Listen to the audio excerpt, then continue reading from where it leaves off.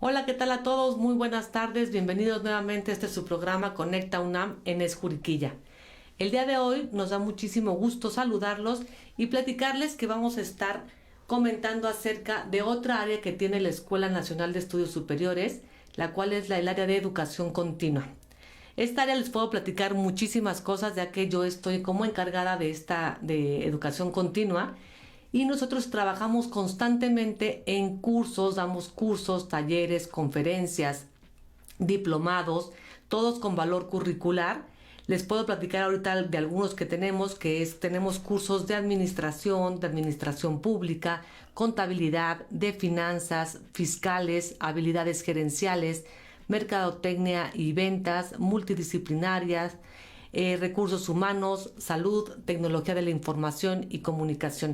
Entonces los invitamos a que visiten nuestra página de Facebook o nuestra página de la ENES Juriquilla, que es www.enesjuriquilla.unam.mx, para que puedan visitar todo lo que hacemos en educación continua, o nuestra página de Facebook de educación continua ENES Juriquilla, donde van a poder encontrar todos los cursos que tenemos que tienen valor curricular. Generalmente estamos abriendo 2 o 3 cursos de manera mensual que les iremos platicando poco a poco a lo largo de estos programas. En estos también tenemos diplomados que tienen duración de 120 horas o más, dependiendo. También para las empresas, para toda aquella gente que esté interesada, les podemos dar también capacitación para todo su personal, avalados por quién mejor que por la UNAM. Y tenemos también nosotros una oferta educativa de manera mensual en las páginas que les dije para que nos puedan visitar. Asimismo, otra forma que también como función principal que tenemos en la UNAM es la difusión de la cultura. Estamos nosotros trabajando en hacer de manera mensual, hacemos lo que es una plática informativa, una conferencia, y ahora que estamos con los 500 años de la conquista de México Tenochtitlan, estamos haciendo una serie de conferencias a través de la REDEC, que es la Red de Educación Continua de la UNAM, y a través de la Escuela Nacional de Estudios Superiores, donde podrán encontrar múltiples conferencias de manera mensual y podrán saber pues, todo lo que nos interesa tanto de cómo fue esta conquista con México Tenochtitlan. Tenemos para este día jueves, el día de mañana, estas conferencias también son gratuitas, en la cual nos pueden buscar en las páginas que les comentaba, donde pueden encontrar toda esta información. Y tenemos una conferencia de educación continua que se llama Claudio de Arciniega, el principal artífice del siglo de la conquista. Y qué mejor que esté con nosotros para esta conferencia, que la va a dar el día de mañana a las 7 de la noche.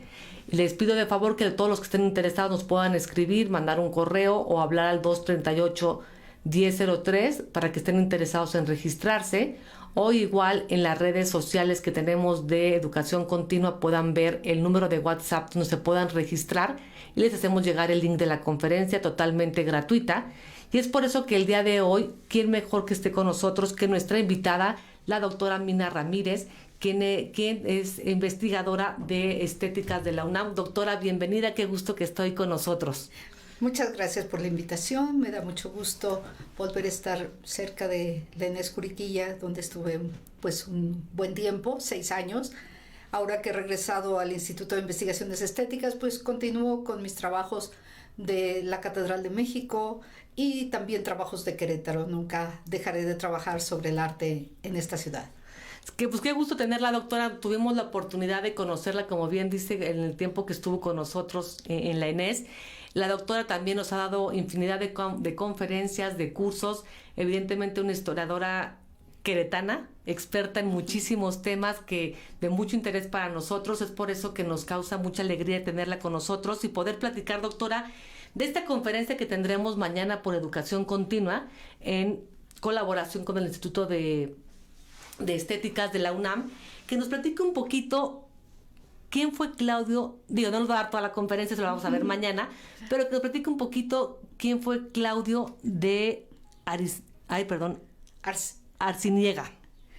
Claudio de Arciniega, yo lo considero como el principal artífice del siglo de la conquista, porque toda su vida se desarrolla en el siglo XVI. Él inicia el español y viene a América, y entonces se le van a dar muchos trabajos porque pues había muy pocos. En realidad vamos a hablar de 3 personajes que son los más importantes, digamos, en esta época, que es Hernán Cortés, que es Carlos V, y Claudio de Arciniega. De algún momento a Fray Juan de Zumárraga, pero lo más importante es mencionar cómo es que va a transformarse lo que es la arquitectura en México. Eso, yo digo que la conquista, bueno, pues es terrible para quienes la vivieron. No estamos celebrando los 500 años de la conquista, estamos conmemorando. Definitivamente, pues pasó y lo tenemos que asumir como parte de nuestra historia, aunque nos guste o no nos guste. Yo digo, por un lado, pues somos los herederos de aquellos conquistadores, de aquellos españoles, y somos los herederos de los indios. Esa mezcla, esa raza, pues dio la mexicanidad. Y justamente el arte, pues también se transformó. Se acabó todo lo prehispánico, sobre todo en la Ciudad de México. Fue brutal todo lo que los españoles destruyeron en México Tenochtitlan y en muchos otros lugares. También destruyeron muchos códices. Fray Diego de Landa en Yucatán hizo una quemazón de códices que hubiese sido maravilloso conocer mucho de la historia prehispánica. Entonces sí veo esto a veces con mucho dolor, porque se perdió una cultura, o sea, se mató a una cultura y se mataron también, pues sí, a muchísimos indios, o sea, millones de indios. Y curiosamente, en 1520 fue la primera epidemia, y a los 500 años tenemos otra epidemia. La primera epidemia de viruela. Los españoles pues trajeron muchas enfermedades que los indios pues ni siquiera no tenían, vivían como mucho más sanos que los españoles. Entonces nos traen muchas cosas, digamos, que no son buenas, pero por otro lado pues es toda una cultura a la que nos van a incorporar, y entre ellos está todo lo que es el arte. Y otra cosa muy importante que nos va a dejar también Hernán Cortés, y es la documentación. Él había estudiado algo de leyes antes de venir aquí, estudió en la Universidad de Salamanca, y ahí aprendió leyes, pero sobre todo lo que más va a ejercer es la escribanía. Es propiamente el primer escribano de América, ejerce su profesión en Santo Domingo, cuando está ahí con Diego Velázquez, y eso para mí y para la documentación y para el arte y para los historiadores es que sin la documentación no podemos saber nada ni hacer nada. Entonces él es como el que va a generar la documentación, hace muchos escritos, y para tener el apoyo de Carlos V, pues le escribe, y se conocen como las cartas de relación, que son enormes esas cartas, donde le relata todo lo que es la América. Y eso pues es básico, tanto la obra de Bernal Díaz del Castillo como la de Cortés, pues son las obras más importantes que tenemos de cómo fue la conquista. Claro, ellos escriben como vencedores de alguna manera. Bueno, Cortés lo que escribe es sobre todo lo que ve, lo que encuentra. Luego también le manda a Carlos V muchos presentes, porque no todo fue vida y dulzura para Cortés. Tuvo muchos detractores. En primer lugar, para llegar a México, pues tiene problemas con Diego Velázquez, porque Diego Velázquez, que era el capitán, digamos, en las islas, pues no quiere que Cortés esté más arriba de él, ¿no? Y Cortés pues se da cuenta de un país enorme, de unas posibilidades magníficas, y entonces dice, pues yo aquí me quedo. Ajá. Claro. Sí. Dicen que todas sus naves las ahogó, las dio al través, y que ya nadie pudo regresar. Ya después construyeron nuevas para salir de México. Y bueno, siempre está en contacto con Carlos V. Carlos V controla este territorio pues a través de la burocracia. Carlos V está demasiado ocupado en Europa, pero lo que sí le importa mucho es todo el dinero que le llegaba de América, porque con eso va a difundir sobre todo el cristianismo. O sea, fue una obsesión de Carlos V difundir y pelearse con todos los que no eran cristianos. Mucho con los luteranos, es la época en que Lutero expone sus 95 tesis, es el momento en que los musulmanes también quieren hacerse más de Europa, y lucha, y nunca está en un sitio. O sea, era rey de España, emperador de Sacro Imperio Romano Germánico, pero allá, dando vueltas por toda Europa.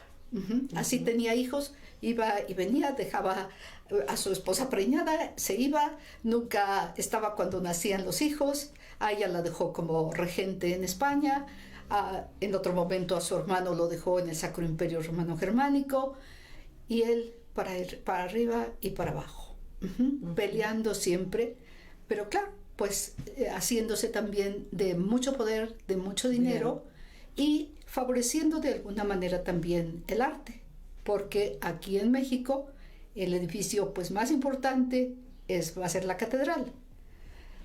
Cortés pidió a Carlos V que mandara franciscanos evangelizadores de muy buena vida y costumbres.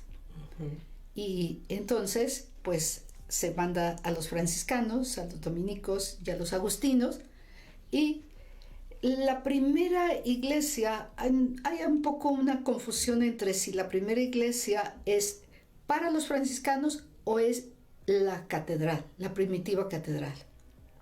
El hecho es de que se construye una primera iglesia. Bueno, primero siempre se hacía lo que llamaban las iglesias pajizas, que pues era nada más como una palapa, digamos, para celebrar misa, y ya después se hacen ya de piedra. La primera catedral va a estar más o menos donde está la actual, pero su vista era hacia las casas de Moctezuma, lo que ahora es el Monte de Piedad, hacia 5 de Mayo. Y bueno, pues la catedral primitiva dura muchísimos años en tener vida, pero hay un momento en que la quieren restaurar porque se está deteriorando, y cuando llega Claudio de Arciniega precisamente a la Ciudad de México, él se va a encargar de toda esa renovación. Y claro, lo primero que hace es algo muy interesante, del que mañana hablaremos, es el túmulo imperial de Carlos V, porque cuando él llega a la Ciudad de México, justo muere Carlos V en España, y aquí se hacen las primeras honras fúnebres más magníficas que pudieron haber hecho. Y ahí es donde empieza a destacarse Claudio de Arciniega. Pero ya tenía algunos años en Puebla, antes de llegar aquí. Y entonces, bueno, esta catedral dura más o menos hasta 1620 y tantos, que se destruye ya, pero ya antes se empezó a construir la nueva catedral, la que conocemos actualmente y la que duró 300 años en su construcción. Y es precisamente Claudio quien va a dar este primer inicio. Ya mañana hablaremos qué es lo que hace Claudio, claro, en favor de la catedral. Es el primer arquitecto. Antes, todavía en España, no se hablaba mucho de arquitectos, se hablaba de canteros, se hablaba de maestros, se hablaba de Magister Fabrice. No existía propiamente la palabra. En el siglo XVI en España se inicia, pero aquí en México el primero va a ser él. y precisamente cuando hace esta obra de Carlos V. Pues esto es propiamente la trama. Un resumen del resumen de lo que vamos a ver mañana en la conferencia. Si no recuerdo algo y si usted quiere preguntarme alguna cosa. Gracias, doctora. Pues creo que nos quedó muy claro. Creo que a todos los que nos gusta esta parte de la historia y a lo mejor no somos expertos, conocedoras como usted, pero creo que mañana los invitamos para que escuchen a la doctora Mina Ramírez. También vamos a platicar un poquito de su historia, de la doctora Mina, para que sepan el currículum que traemos para nuestros cursos, el tipo de investigadores, de docentes que tenemos para estos cursos. No platicamos más de la conferencia de mañana porque pues para que todos entren, les recuerdo, es mañana a las 7 de la noche. Pueden encontrarnos en Facebook como Continua en Escuriquilla. Ahí van a encontrar el cartel de publicidad. Si no, ahorita en un ratito más los chicos de cabina lo suben. Y van a ver ahí un número de WhatsApp. Lo pueden escribir y lo mandan. Doctora, no le pregunto más porque si no mañana va a haber muchas preguntas y queremos que la gente se quede con esta reseña de la conferencia tan interesante que va a ser el día de mañana. Pero yo quería platicar también un poquito más de usted, doctora. Usted es UNAM desde hace muchos años. Platícanos un poquito, ¿quién es la doctora Mina Ramírez? Bueno, sí, soy UNAM desde hace 40 años como investigadora del Instituto de Investigaciones Estéticas, pero desde antes como estudiante. Yo hice la licenciatura en la Universidad Iberoamericana, no precisamente porque yo quisiera, sino porque fue el momento de la huelga del 68 y no pude ingresar pude haberme esperado un poco y haber ingresado más tarde porque estaba cerrada la UNAM, pero pues no quise perder un semestre y ya cuando se abrió nuevamente la UNAM, pues ya estaba yo con un semestre terminado en la Ibero y ya no me quise cambiar.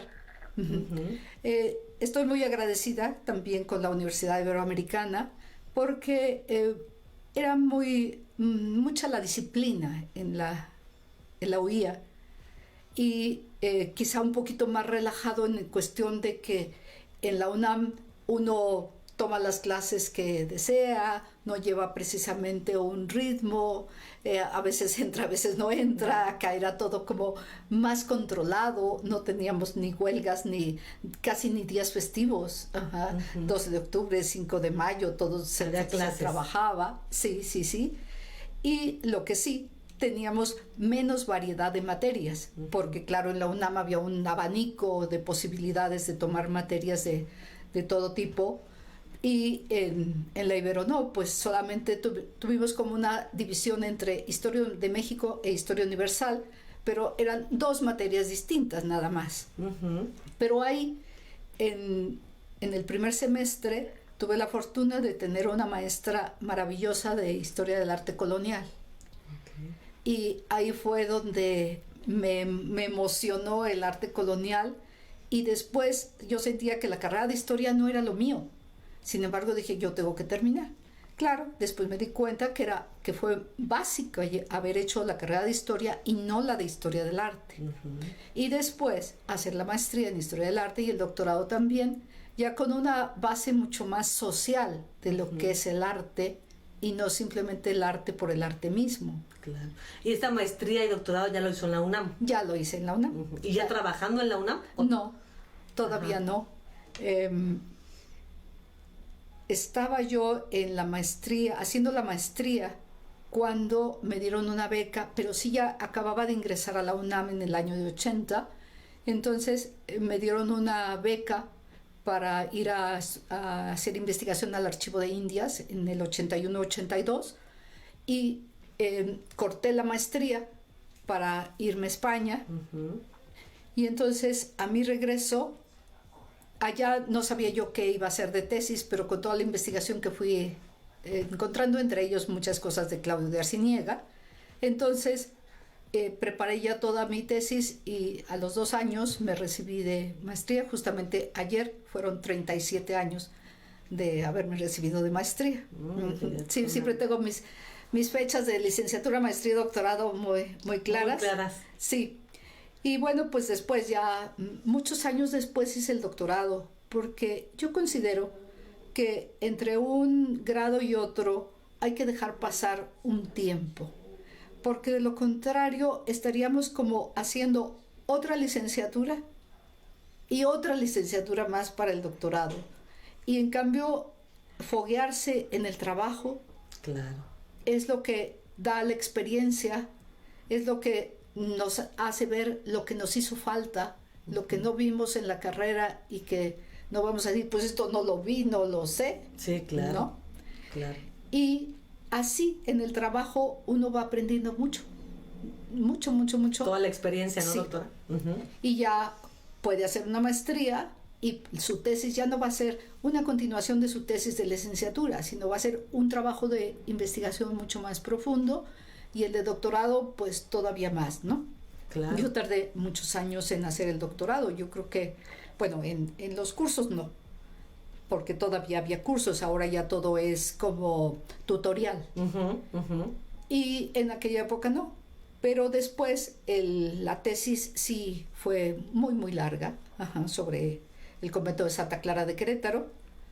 Y bueno, pues ya se publicó esa. Bueno, las 3 tesis se publicaron. La primera se publicó en España, y las 2, una en el Colegio de Michoacán, la de maestría, y la de doctorado por el Instituto de Investigaciones Estéticas. Padrísimo. Sí, entonces, bueno, pues sí, esos son mis orgullos, digamos. Claro, y también tú recibió un premio también que le acompañamos sí, en el municipio. ¿De qué fue su premio, doctora? Fue un reconocimiento a la trayectoria con un premio de Isidro Félix de Espinosa, que fue un cronista franciscano.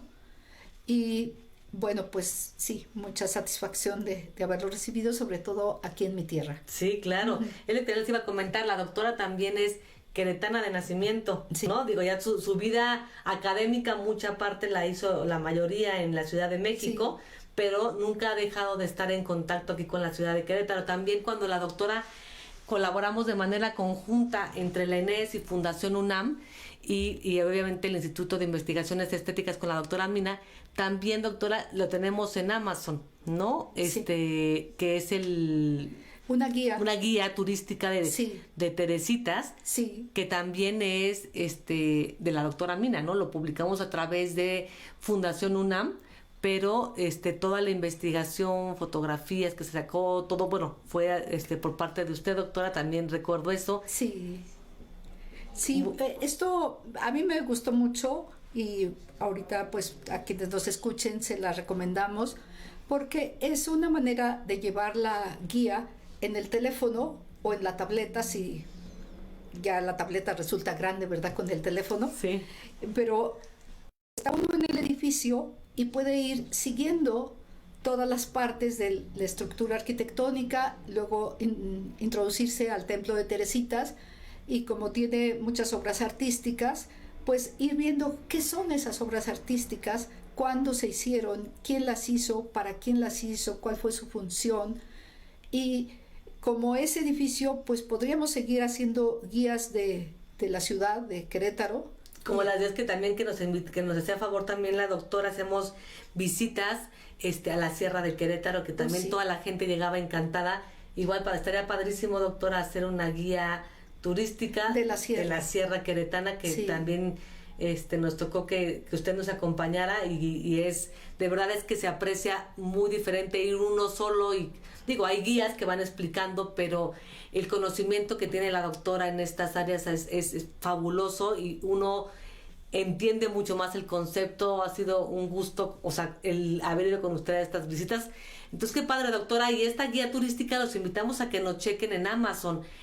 Ahí está, el costo es muy bajo, el costo es casi significativo únicamente, donde ustedes pueden buscar esta guía turística, como comenta la doctora, tenerla en su teléfono, ir al templo y empezar a conocer, pero ya con una base, con una guía histórica, ¿no? Donde pueden conocer todo lo que se encuentra en el templo de Teresitas, ¿verdad, doctora? Sí, y también, por ejemplo, cuando hay pinturas que no se ven desde abajo, desde el templo, pero uno ahí tiene un hipervínculo, se lanza la fotografía, ve la fotografía, tiene otro hipervínculo, lo regresa al texto y así puede estar saltando de fotografía a texto continuamente. Sí. Si se quiere detallar más en el texto, si se quiere detallar más en la fotografía, y como le digo, las que no se pueden ver, que están en el coro alto, pues ahí las tienen y ahí está la explicación.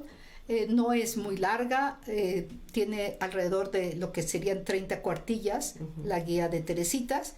Entonces es fácil y uno no necesita leerla de principio a fin. O sea, lo que le va interesando, eso lo va viendo. Claro. Sí. Además, quiero comentarles que esto la doctora, ella lo realizó, obviamente esta guía turística, pero el recurso que se recauda, que son alrededor de un 48 pesos lo que costaba la guía turística en Amazon, esto va en beneficio de Fundación UNAM Capítulo Querétaro, de los diferentes proyectos que apoya, que tendremos otro programa para platicarles, ya que hay mucho que platicar de la UNAM.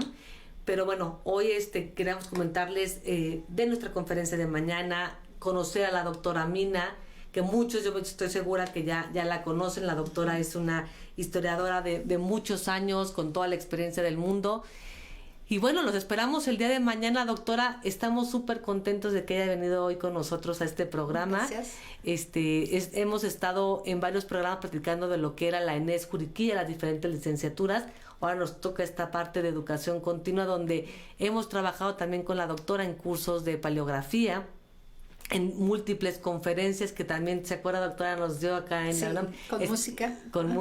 Con música también, el cual pues podemos, queremos que la doctora siga con nosotros, evidentemente, en estas conferencias, pero a veces pues las cuestiones de trabajo de la doctora o así nos impiden, pero la vamos a seguir buscando, doctora, para que esté con nosotros. Y los esperamos el día de mañana en esta conferencia. De verdad es que hay muchísimo más que saber, muchísimo más que aprender. Les recuerdo, será en punto de las 7 de la noche. Y bueno, ya van a aparecer aquí las páginas para que puedan entrar. Doctora, le agradecemos infinitamente en este espacio tan rápido que se nos va el tiempo, ¿verdad? Sí. Pero que haya estado aquí con nosotros. Pues muchas gracias por la invitación y los esperamos mañana a las 7. 7 de la noche. 7 de la noche. Ya sabrán ustedes dónde. Y ahí nos encontraremos para hablar sobre Claudio de Arciniega. Claudio de Arciniega. Por supuesto que mañana aprenderemos más, conoceremos más, los que ya los conocen, de Carlos de Arciniega, Claudio de Arciniega, perdón. Y para pues mañana estamos al pendiente de esta conferencia. Y como esta conferencia vamos a tener otras más que vamos a ir estando platicando a lo largo del programa, y vamos a invitar un poquito a invitar a las personas que nos vengan a platicar, los conferencistas, de todo lo que se hace en educación continua. Además, sí me gustaría aclarar que los cursos, talleres o diplomados que se hacen por parte de educación continua, una parte de la recaudación de estos cursos van para diferentes proyectos que se hacen en colaboración con Fundación UNAM. Nosotros en Fundación UNAM también se trabajan con becas alimenticias, se dan becas también para estudios psicológicos de los alumnos, para tratamientos psicológicos, se apoyan a los niños de neurodesarrollo. Les platicaremos poco a poquito todo lo que se hace con los recursos que se obtienen, además de tener una capacitación de primer nivel con la UNAM, con todos nuestros, ya vieron hoy a nuestra invitada de hoy, la doctora Mina. Entonces todos nuestros invitados, todos nuestros docentes tienen un primer nivel para dar estos cursos de capacitación, y busquen nuestras ofertas educativas. Les agradecemos muchísimo a todos estar hoy con nosotros. Nos vemos el próximo miércoles en tu programa Conecta UNAM en ENES Juriquilla. Muchas gracias en cabina, como siempre, el apoyo a Steffi y a David, y pues muy buenas noches y nuevamente gracias, doctora. Gracias, hasta luego. Hasta luego.